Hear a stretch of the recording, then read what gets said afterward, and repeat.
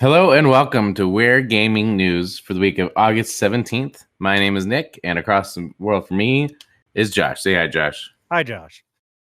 It's been a few weeks since we last recorded. It's been a pretty busy couple weeks, so we are back and ready for more. We have finished playing Ghost of Tsushima. We are on to other games at the moment, kind of our own time. But for now, we have a Ghost of Tsushima related story, so I feel like we should get right into it.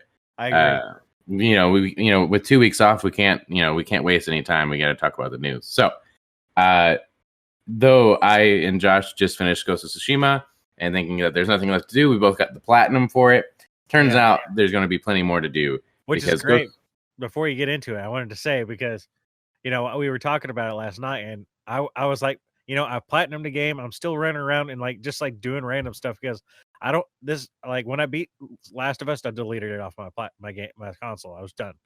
And a lot of times, you get the platinum, it feels good to I didn't get the platinum Last of Us. I'm just saying, I beat it and I was done with it. Whereas you normally, if you get a platinum in all the other games, you get the platinum, you're like, great, you can sign off, delete, and you're done with the game. But for this one, I'm like, I don't want to delete it. I want to keep playing. And so Sucker Punch has answered my requests. Yes. Because Ghost of Tsushima Legends free online co-op mode is going to be arriving in fall 2020. This is a write-up from Adam Bankhurst at IGN. Our Ghost of Tsushima Legends will be free to players who own the PS4 exclusive, and the developers have confirmed to IGN it will not feature microtransactions of any kind. Yeah. When reached out for comment, developer Sucker Punch confirmed via a PlayStation representative that there are no microtransactions in Ghost of Tsushima Legends, and we have absolutely no plans to add them. While Ghost of Tsushima's single-player campaign focuses on an open world and exploring the natural beauty of the island, the co-op mode is haunting and fantastical, with locations and enemies inspired by Japanese folktales and mythology, and an emphasis of cooperative combat and action. Legends will be exclusively co-op, and it can be played via friends with friends or via online matchmaking in groups of 2 to 4 players. There will also be 4 different classes: the samurai, hunter, ronin, or assassin, and each one will have a unique advantage and will have unique advantages and ability that will be revealed in the future. With 2 players, you'll be able to play a series of co-op story missions that will increase in difficulty and will build on the foundation of Ghost of Tsushima's gameplay with new magical twists that often need you to be in sync with your partner. With 4 players, you'll be able to take on wave-based survival missions, and you and your team will need to work together to take on the toughest enemies Tsushima has to offer, in addition to new Oni enemies with supernatural abilities. There will also feature a 4-player raid that will arrive shortly after the launch of the new mode, and it will send you and your partners to an entirely new realm to challenge a brutal terrifying enemy. So it seems like this is going to be our new fire team is going to be in Ghost of Tsushima, and we're going to just... they could have totally charged for this, and I would have just take my money. No. This is awesome. But that just shows, I honestly do think that this is the answer to the fact that they know that the world wants to be lived in more. And they could have done more story DLC for things that may or may not have mattered. And I'm not saying I wouldn't be down for more of that, but I think this being its own, this is going to, if this turns out to be good, which, we don't know anything, it could not be as fun as it sounds, but it's going to be like factions for Ghosts now. They're going to have their own thing that'll be unique. The very little bit I saw of it really reminded me of Destiny. Oh, yeah? Reminded me of the co-op nature of Destiny, and I'm just really excited to see what that actually looks like and to get into it. It's entirely co-op, so there's no PvP aspect to it, and I'm just excited to see more. The trailer looked really interesting. You get to play as, I guess, the legends that you learned about. And the image is really cool. There's various this gets into the supernatural aspect of it, and Sucker Punch is known for putting out great DLCs. Well, I never played it, but Festival of Blood was supposed to be fantastic for Infamous first. No, I think it's Infamous 2. Infamous 2 had Festival of Blood, which was supposed to be a fantastic DLC. Again, I didn't play it, but everybody loved it. Same with the First Light. For Second Son, they had First Light, which I didn't like that one too much, but I didn't like it, but I heard good things about it. Yeah. So I think this is great. Yeah. I'm really looking forward to it, and it also gives me something more to look forward to this fall. To because so far, we can talk about this at another point in depth, but right now, I feel like I'm kind of all played up for the rest of the year. I don't at all. Well, no, I don't feel like I feel like I have nothing else to play. Yeah. Well, we're gonna have Spider-Man, and we're gonna have. Okay, but we don't. Like between now and November, I have 3 months. What? Yeah, 3 months. No, 2 months. I don't know how to do math. That I just don't feel like I'll be spending time with. There's so many. Maybe nothing new. There's tons of games that we have to play. But that's the whole thing. Like, I want to play new games. I want to play something new and exciting. And honestly, I could just keep playing Ghosts, but I don't feel like replaying it. I feel like I've had my time with it. But knowing that there's something else to come down to, very excited. Yeah. So there's that. There was one other thing wanted to say about that, but I wasn't sure what it was. So I guess it wasn't that all important. Yeah. But I did have a question about Ghosts. And do we know if this is coming to PS5? Like, if there will be a PS5 enhanced version? I don't know if they've said that it will be there. I don't know that they've said there will be an enhanced version, but I'm pretty sure that they said that Last of Us and Ghost of Tsushima would be backwards compatible. Okay, so it'll have the natural enhancements from the game, but not okay. Cool. Right. So I think I would love to play. I need to get a proper 4K TV, and I would love to play this on a good, great TV. Oh yeah, cool. It looks great. Tell us about this next one. All right, this is somewhat exciting. We don't talk about VR enough, but it's in storage exciting somewhere. To know that. Well, no, it's right behind me actually. Oh, but now I've got if anybody's watching, my setup has changed a little bit, so I actually have a little bit of room. So I might actually be hooking up the VR and trying out because I've got Astrobot, we've got other games, and we got PSVR 2 might be coming out. So yeah, there's a Sony job listing in Japan that possibly confirms the PlayStation VR 2 is in the works. This is at Aaron Mamit at Digital Trends, and a job listing by Sony in Japan confirms that the company is working on a next-gen VR headset, which may be the PlayStation VR 2. The listing, which was spotted by Upload VR, is looking for someone to take charge of a team of about 15 people that will work on the development and design of the housing and lens barrel for a next-generation VR head-mounted display. There's really no other specifics listed, but the job description mentions that it is for development of a device with a view to 5 years from now. Oh, so it'll be a while before we see anything come from it. Yeah. This raises the possibility that the VR headset in the works is not a PlayStation VR 2, but rather a different device altogether, or perhaps even the PlayStation VR 3. Okay, that's all speculation.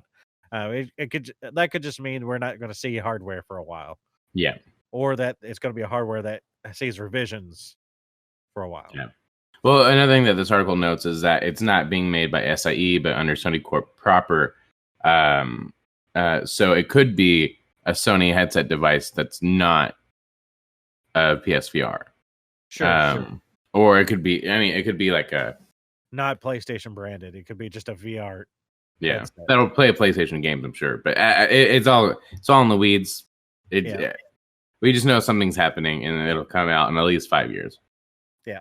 So, I would say I was excited about this. Not that I'm not, but because I haven't really gotten to put much, time into our PSVR headset, that I can't really.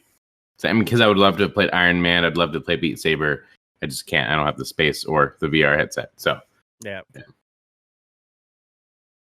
But moving on from PlayStation news for a bit, we're going to talk about Microsoft is still going to be launching Xbox Series X in November. By Tom Warren at The Verge.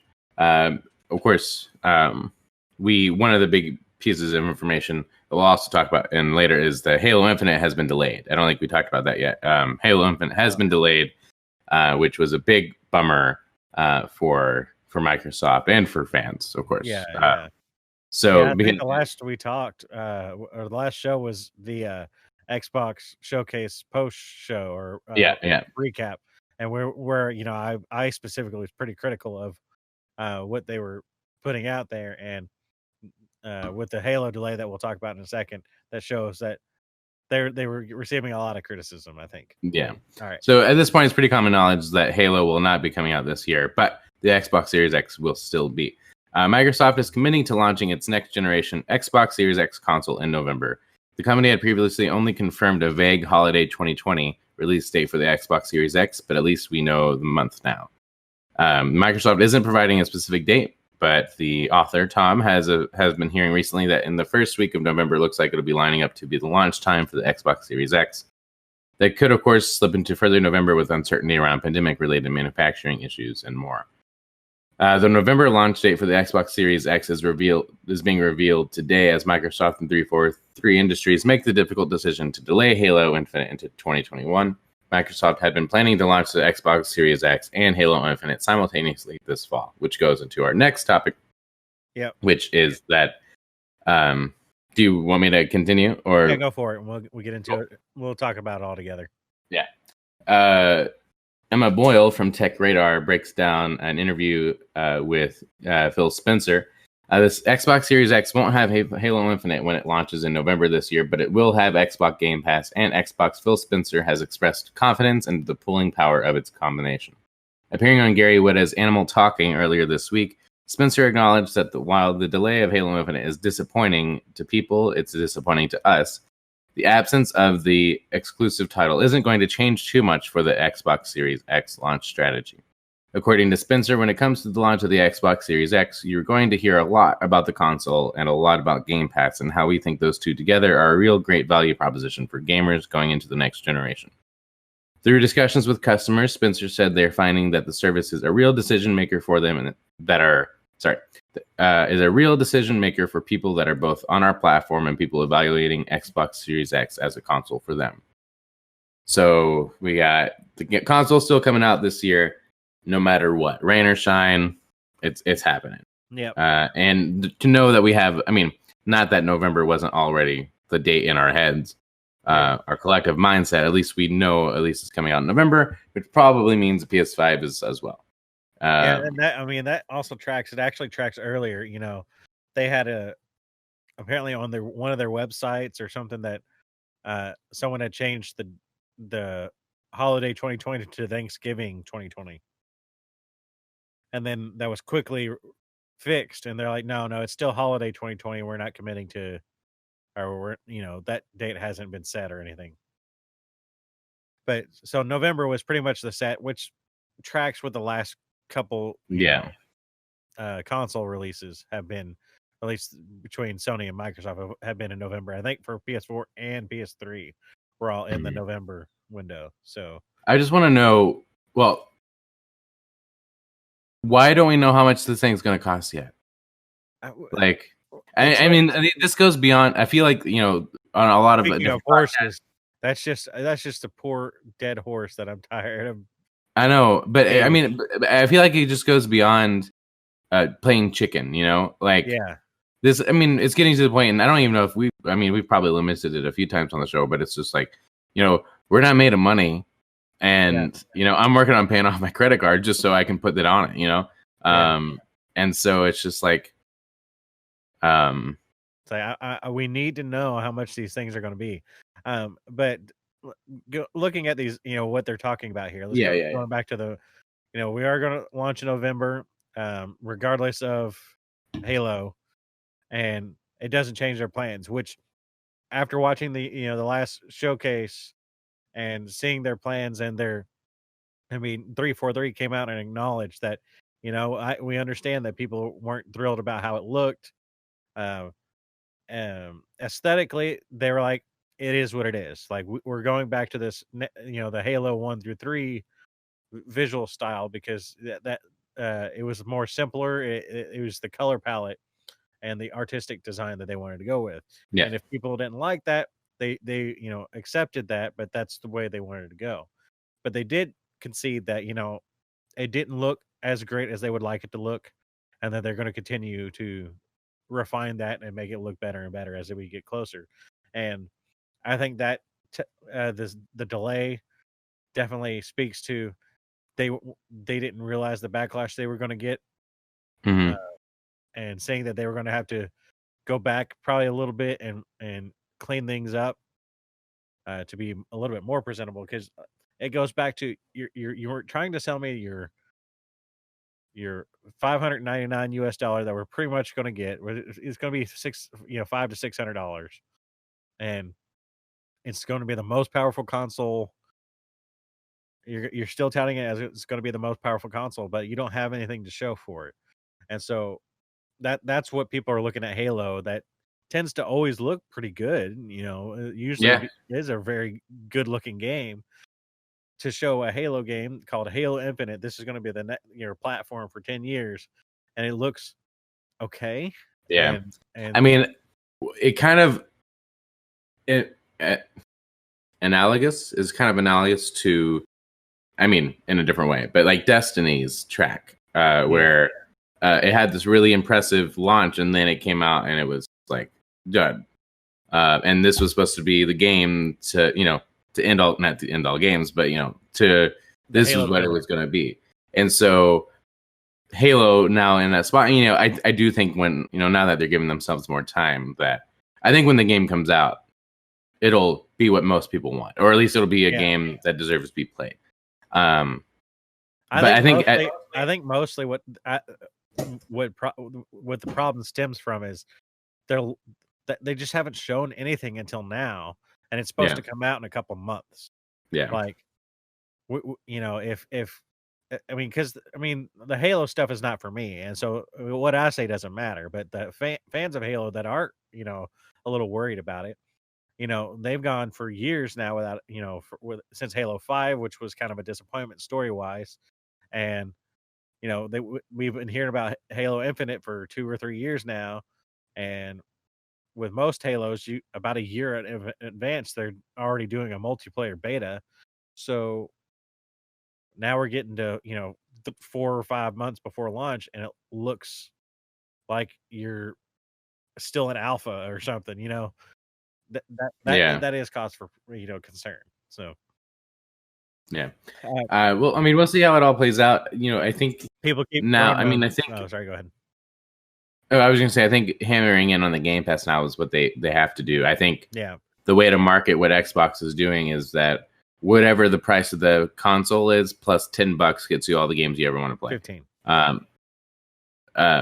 So, I mean, I think that's just going to, and that is a really attractive thing, especially if you're worried about, if you want to get your kid the greatest thing, but also can't afford to do that and 5 games or 2 games even. Yeah. I can just give him $15 and then, he can play whatever he wants. Yeah. So that's probably going to have to be, it is and going to be their strategy to buy it this year. I mean, it's clear that, even Phil talks about it here. It's like, we're really, you're going to hear a lot about the console and a lot about Game Pass.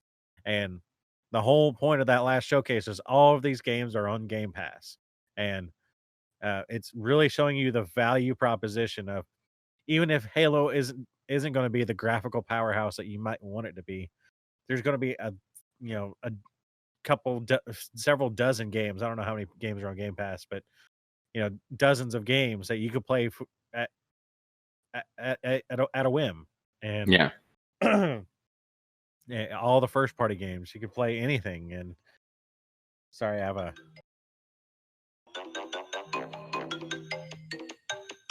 probably as much as you can play. right. That was just a naughty dog saying stop talking about Xbox.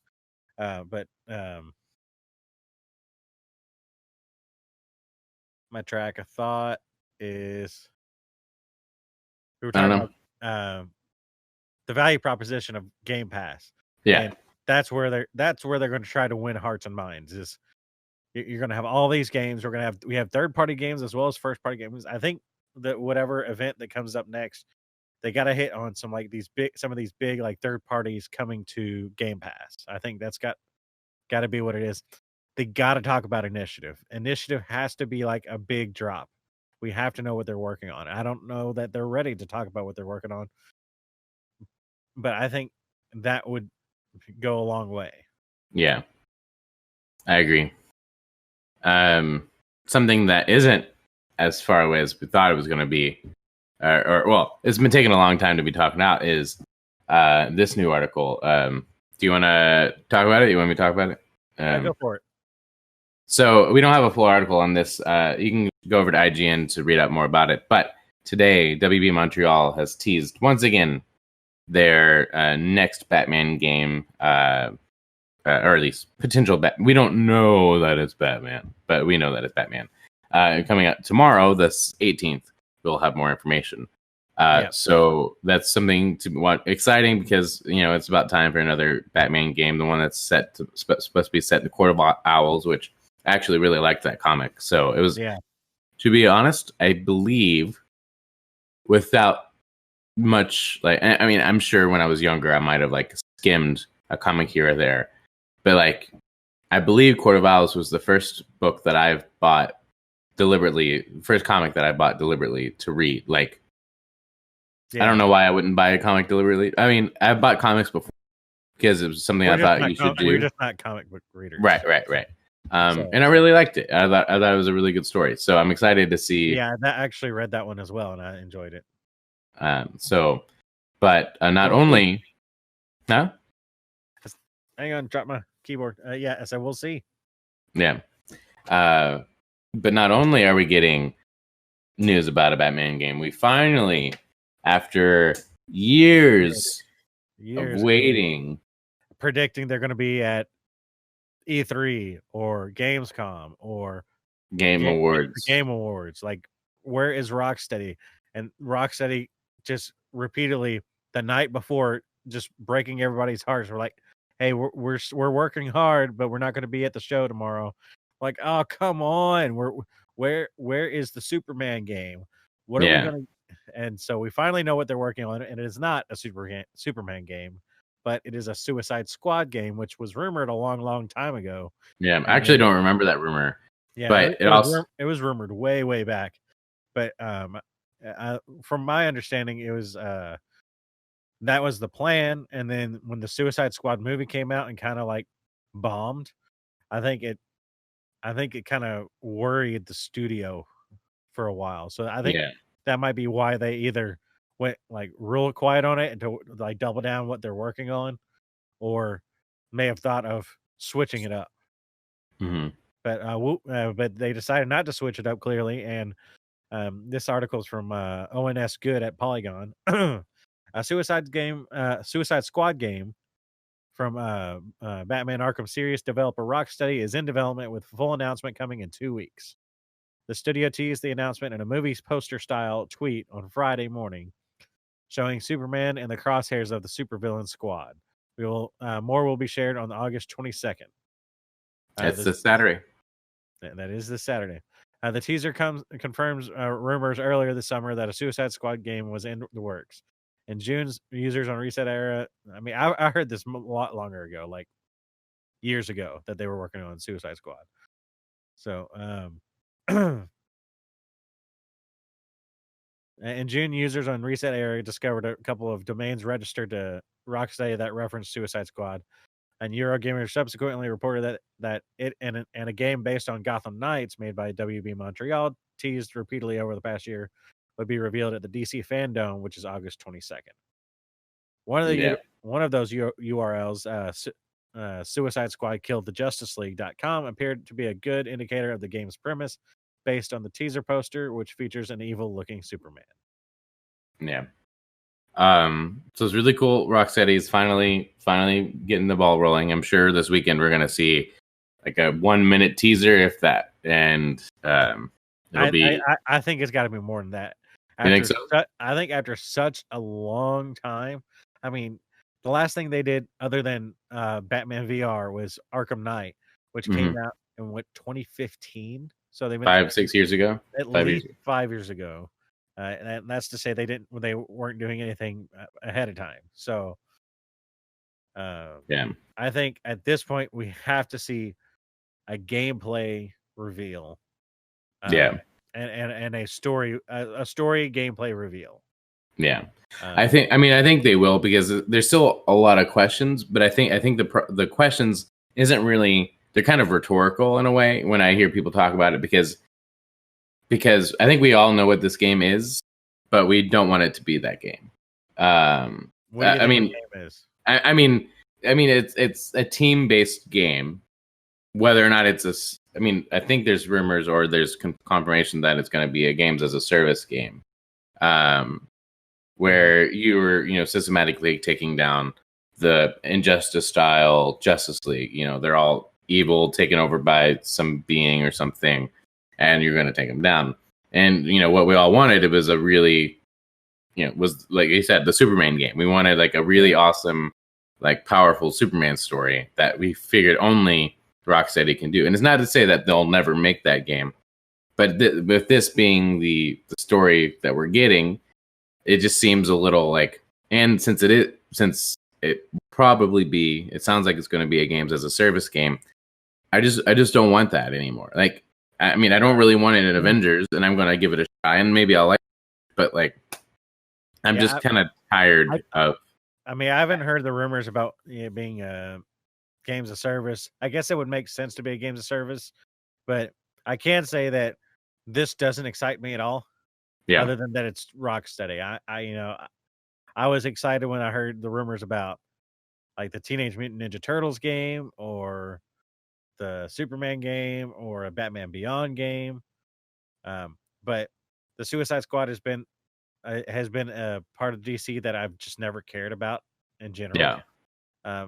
Like it just never appealed to me in any medium I've seen it in. And so this doesn't really excite me. I hope that they show me that I'm wrong, but like the movie never excited me. Yeah. Well, I don't think the movie's a good. It is example, but I think the Suicide Squad can work.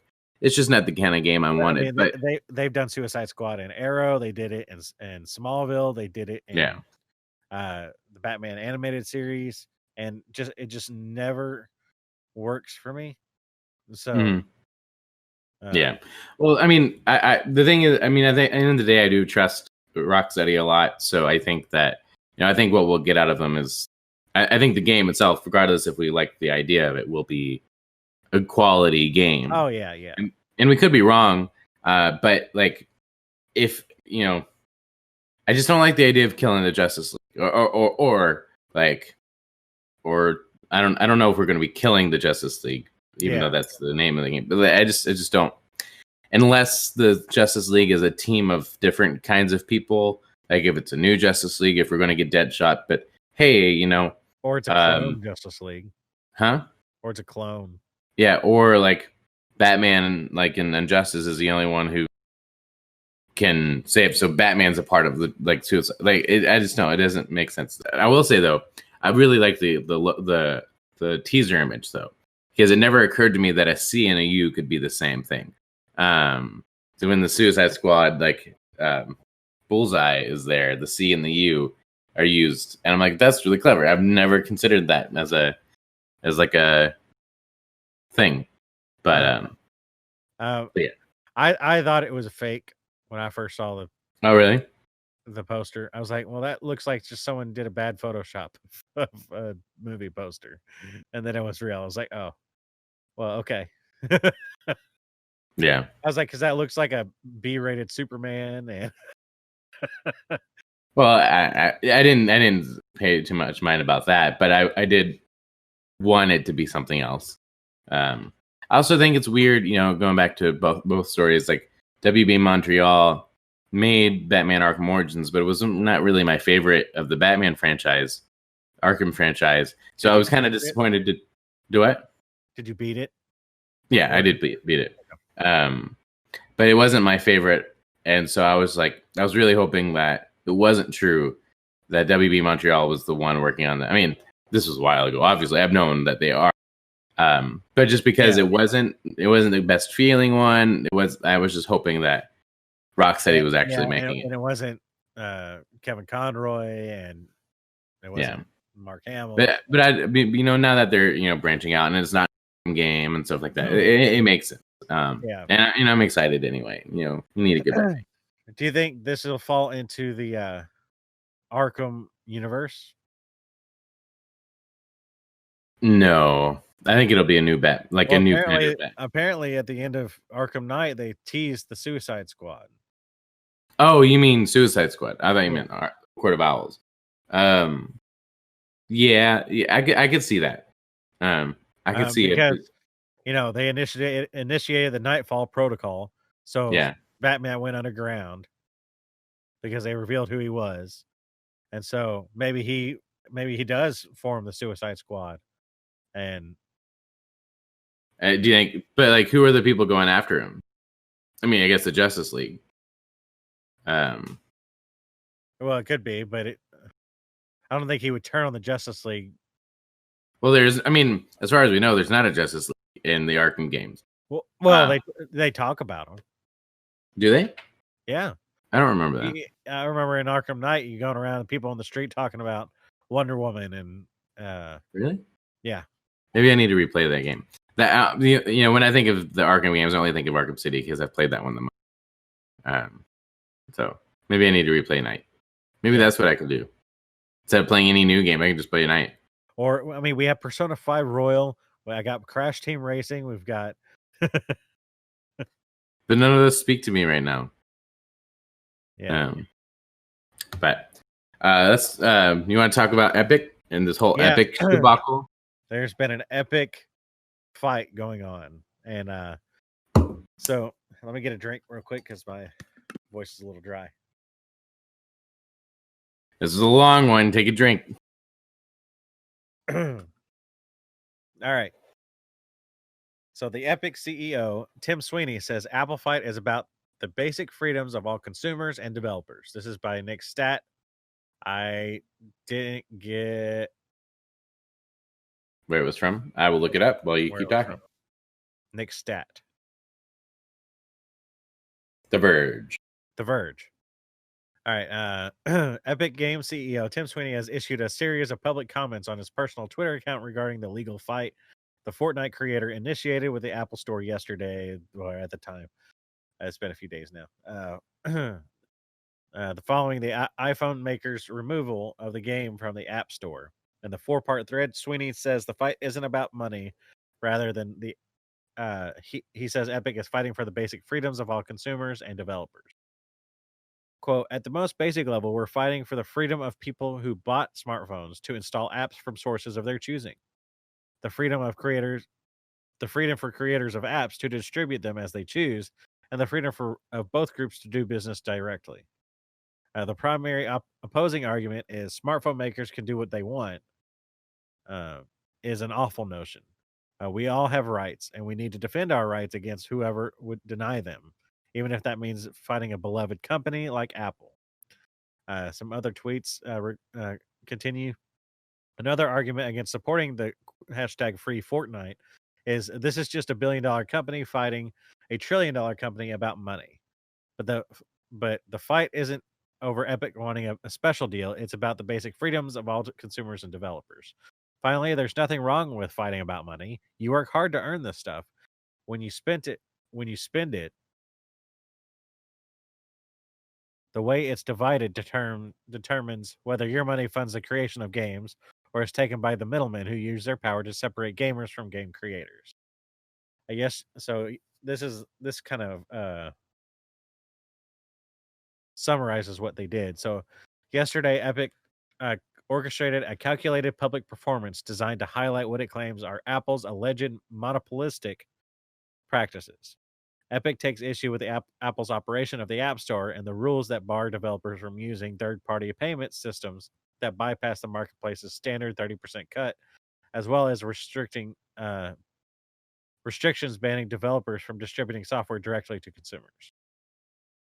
The feud began when game developer implemented its own payment system into the iOS and Android versions of Fortnite. When Apple, and later Google, removed the app for violating its developer guidelines, Epic launched an explosive social media campaign under the banner #FreeFortnite, complete with a 62-page legal document and lawsuit, in addition to a video parodying Apple's iconic 1984 Macintosh ad that went live on YouTube and played inside the world of Fortnite itself. So this is a Oh, big brouhaha in the games industry at the moment. One, because Fortnite is the biggest thing on the planet, yeah. and Epic is raking in money, hand over fist money. They're just printing money. It's ridiculous. And so there's two sides to the argument. One, there's people complaining about Apple being anti-consumer, and there's definitely policies that would go along with that, and Google as well. And there's Epic, who's doing all these things that look very greedy. They branched off and created their own store. They're taking exclusive deals. They're doing things that undercut, Steam, and they're doing things for Google Play when they came to iOS or Android. They didn't even come to the Google Play Store at first. You had to go to their third-party app or Mhm. third-party website and download it, download the APK and that kind of stuff. And so, and then they came to the Google Store. And then on iOS, you could only so the argument is on iOS, the only way to download apps is through the App Store. Right. And then to sell through the App Store, Apple gets a 30% cut. Hmm. And what Sweeney is saying is they don't understand why that they should get a cut if they can provide the service themselves. Right. And I think the interesting argument about this is, people who are on, Epic side are, saying, yeah, screw Apple and Microsoft for, or not Microsoft, but yeah, and Google. Google for doing that. And it sounds like like I said, $1 billion versus $1 trillion. Well, why should we care? And I think what Tim Sweeney is saying is, one, it's not just about them. They don't need more money.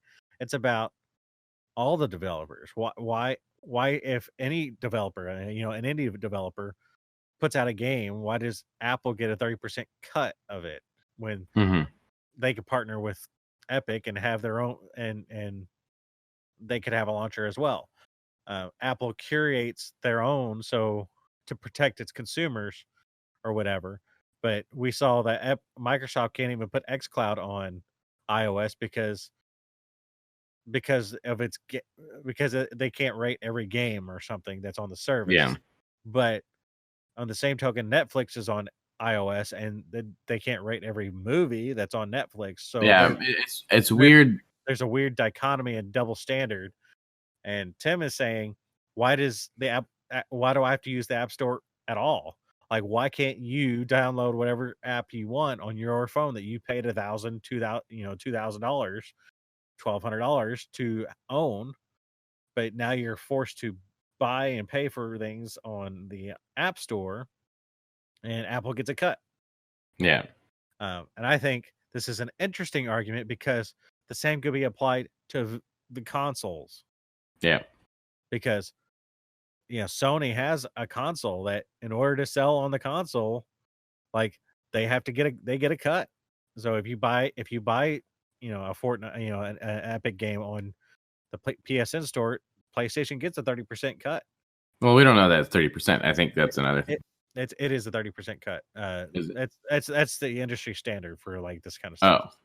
So for a long time, like on Steam, and it was 30%, and then things changed, and so with the Epic Game Store, they did something like ridiculous, like 12% was the cut. Hmm. And I think I kind of think both ways about it. One, the people are decrying capitalism. They're just trying to be greedy capitalists, but like, capitalism is why all of this stuff exists in the first place. Right. So, like, it's about creating a competitive market, and if a developer can make more money by launching it from their own website or from another, why shouldn't they? And why Mhm. you, as a cell phone user, smartphone user, be able to just go to their website and download it. And Mhm. if it bricks your phone, that's on you because you downloaded an unsafe app or whatever. But if it's a trusted app, you should be able to do it. And Google for Android, for the most part, I can download third-party sources. I can disable that option as well, but I have the ability to go download, third party and jailbreak and that kind of stuff on my phone Yeah. because I own it. Yeah, I think I understand why this is happening, and of course, leave it to Fortnite or Epic to be the one to leverage their game. I mean, same thing they did with Sony when Sony wouldn't let crossplay happen and stuff like that. So, Yeah. like, it makes sense that they're going to be the ones to be the one to make the move. What I don't necessarily get, like, with that 1984 video, it was like, help us fight this, but I'm not quite sure what I can do as a consumer other than not buy Apple products, because the same problem happens with Google. I mean, or with because like, Well, but on since Google, you can go to a third party app and download Mhm. you can still download Fortnite on your Android phone. You just can't get it Yeah, from the Google store. And I don't actually know why they're suing Google, but they're suing them both for similar reasons. yeah. Uh, Well, I mean, like that because I can't play Fortnite. Granted, I know I'm not necessarily the one that they're speaking to. Doesn't mean that I am gonna not buy an iPhone. it might. I mean, I've seen people, with the X Cloud. I mean, in a couple of the groups we're in, between the Epic stuff, between the X Cloud not being available on iOS, like I've seen people jump and ship and like, well, I'm going to go to Android because there's more freedom, and that's one reason I've always gone to Android is there's a freedom in how you utilize the software. It's just like going using Windows instead of Mac, Yeah, Apple is because there's just an inherent ability to edit the system than Apple, which is very rigid and structured. yeah. End to end. Yeah. Yeah, I see that. I know when I my phone, consider getting a non-Apple phone because I might want to play xCloud. But I can't guarantee that that's going to be, how I play those games. And I chose to get an Apple anyway because that's, I have a MacBook, and I just have so many things. I'm tethered to them now. I can't cut off that support anymore. I just have an iPad, but everything else I built my PC. You can't build a Mac, and I've got a Samsung smartphone, so I'm pretty much agnostic. I'll buy what I like, and if I want to put it together, I can make changes to my PC, and I can put a better video card. I can put more memory. I can put a bigger hard drive, and I don't have to jump through hoops to do it. Yeah. And I think that's kind of what they're saying here is, again, it's not about Epic wanting to make more money. I mean, the end result is they're going to make more money, but Right. it's not just for them. It's they're trying to say that it's illegal or it's a monopoly for them to require anybody who sells a game on their on a mobile device to do it through their store, and then they have to approve whatever you submit to them. And then, but why when you don't have to do that? It's not a proprietary, like, Yeah. Well, I mean, and even mentioning like the Netflix stuff, like, if they wanted to, I mean, if they took off this because they have their own gaming service, so why would they give you xCloud when you can play on Apple Arcade? Yeah. But and part of the reason why they didn't allow xCloud was because they said they couldn't review every game or something like that. And I'm like, well, then if you take the same logic to Netflix, like we were talking about, like they have Apple TV Plus, they could say like, well, we have a service, so we don't need Netflix. Yeah. But they know that Netflix is a giant. You can't not have Netflix. Yeah, and that's what you as a consumer can do is if something is big enough, changes can happen, and that's why Epic is doing what they're doing. They can be the bad guy. They can be, the hero that Gotham deserves, just not the one they need right now or whatever. Yeah. They could take the lumps. They could take, because they're making hand over fist money, and if they can help the little guy while they're at it, that's what they're going to do. Other companies wouldn't do that. EA is not doing stuff like this. They don't care. They're putting their stuff on Apple or iOS and Android and everywhere else, and they're not like fighting for a better cut because they're making just tons and tons of money anyway. So what does it matter to them? It's gonna matter a little bit, but not. I mean, it's in the grand scheme of things for them is not a big deal. For a small developer, it would be a big deal. Well, I'm also curious, like, if so, removing it from iOS prevent any iOS player from playing that game since you can't download it from a third party.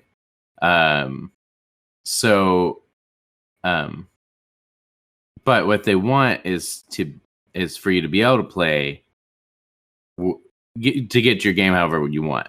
Yeah. That doesn't require you to pay Apple 30%. Yeah. But for Apple, what difference does it make if they charge you the 30%, or if you if they're not going to get rid of the 30% policy, or if they were to allow you to get games throughout any way you mean that doesn't give Apple money, they're not getting any money regardless. Yeah, there's no incentive for them to do it, but that's why it's a lawsuit. So Epic is trying to demonstrate that Apple is infringing on the rights of business and commerce. Right. So it's infringing on the rights of a consumer to directly do business with a company. On your PC, you can go to any store and you pay Amazon, or you pay Musician's Friend, or you pay whoever, and Windows doesn't get a cut of that, or Apple doesn't get a cut of that, because I'm having a direct business transaction with a particular business, and that's kind of what they're fighting for here. Is we should be able to have a direct business transaction. It's the same way on Amazon. You can't go on the Amazon app on your iOS and buy books, or you have to go through your browser. And yeah, I can. You couldn't purchase books from the Amazon app. You mean like audiobooks? I mean like digital books, or just books? Just books. Like I had to do it I could load books that I'd bought from Amazon to my phone or to my iPad, but I couldn't go into the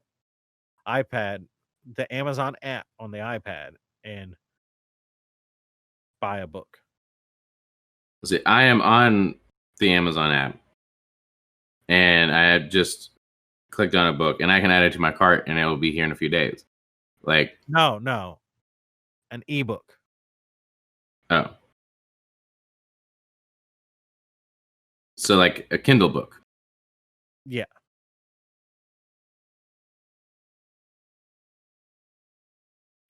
Ah. Okay. I know I'm not crazy because I tried because I was doing that on my iPad and I was trying to buy books, and you can't do it. But you can load books. You can go on the browser and you can buy books from the website, but you can't do it from the app. I don't have the Kindle. Can you do it through Kindle? No. Interesting. Yeah. I was gonna say that makes sense because I bought the audiobook, The Witcher, but I did it through Apple Books. Yeah. That's interesting. I didn't know that. So I think overall it's a very interesting conversation to have. I think I don't know what'll come out of it, or if anything will come out of it. I think something will, because I mean now Fortnite is no longer on the Apple. You can't play it on iOS, so that'll could cause them to lose revenue, and will be interesting to see this fight go on. and see how that translates. What they say about consoles. Why is that okay for consoles to do the same thing? Why can't I have a straight digital transaction with the publisher? And why does Sony get a cut of that? Yeah, I don't know. I feel like that one's a harder pill to swallow. I mean, it's the same premise. Sony creates a device that anybody can create software for. Mm-hmm. Yeah, They have but to you don't have submit to it. buy that device. Well, that's the whole thing. They have to submit it to Sony for certification, and then to get it approved for the console, and then Sony takes 30%. So I think that's an interesting. Well, I wonder. Well, see, like with Fortnite as an example, Fortnite's free. But are the transactions you make on Fortnite, like that would be the question. Like if you can buy things for Fortnite on Fortnite, that bypasses PlayStation, then I guess that would be the question. I don't know. So we'll see how it all shakes out. I'm sure it won't be solved soon. I'm sure it'll be a few No, this will be a knockout, drag out fight. Yeah, it'll be interesting to watch for sure. So, but that's the show. Yeah, thank you. It's meaty, and there's a lot of speculation going on. So it'll be interesting to see just in a few weeks, just in a few months, how all of this will shake out. Yeah. I'm especially excited for Ghost of Tsushima. Yeah, so Ghost is awesome. So, anything else before we go, Josh? I don't think so. We're deciding on what we're going to talk about for Ware Gaming Weekly. I kind of halfway think we ought to do a spoiler cast, but we will see. So stay tuned for that. And then you can follow me at Joss1015 and the channel at Ware Gaming Weekly or Ware Gaming _. And you can follow me at Speak Nicklish. And until next time, say goodbye, Nick. Bye, Nick. Like we switched that up. Yep. We chat-chitted.